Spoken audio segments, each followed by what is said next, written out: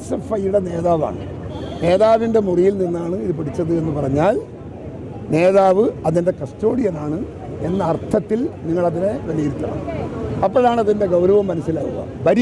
ഈ രാജ്യം ഭരിക്കുന്ന ഇടതുപക്ഷം, ആ ഇടതുപക്ഷത്തിൻ്റെ പ്രവർത്തകരും നേതാക്കളും ഇതുപോലെ മദ്യം കൊണ്ടുപോയി വിൽപ്പന നടത്തി ജീവിക്കുന്നിടത്തേക്ക് നാടെത്തിയിരിക്കുകയാണ്.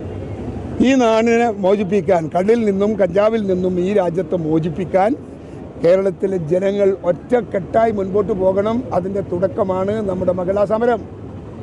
ഇവിടെ കഞ്ചാവ് വേണോ, ഇവിടെ കള്ള് വേണോ, ഇവിടെ സാമൂഹ്യ ജീവിതം വേണോ, സമാധാനം വേണോ എന്ന് ജനം തീരുമാനിക്കട്ടെ. ഇപ്പോൾ ഈ നടപടിയുടെ അകത്ത് പങ്കെടുത്ത് അറസ്റ്റ് ചെയ്യേണ്ടവരെ ആരും അറസ്റ്റ് ചെയ്തിട്ടില്ല. ഒരാളെ ജാമ്യത്തിൽ വിടുകയാണ്. ജാമ്യത്തിൽ വിടുന്നത് ശരിയാണോ? ഇത്രയും നികൃഷ്ടമായൊരു പ്രവർത്തനം സംഘടിപ്പിച്ചിട്ട് എന്നിട്ട് അതിന് ജാമ്യം കൊടുക്കുക, കേസെടുക്കുക, പേര് കള്ളാസില്ലാത്തൊരു കേസ് ചാർജ് ചെയ്യുക, എന്നിട്ട് അവരെ എല്ലാം കേസും അങ്ങനെ തന്നെയാണ്.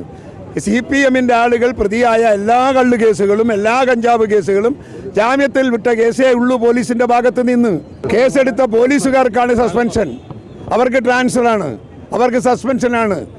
അല്ലാതെ കഞ്ചാവ് കൊണ്ടുപോയവന് ഇവിടെ സസ്പെൻഷൻ ഇല്ല. എല്ലായിടത്തും പരിശോധന നടപ്പിലാക്കണം.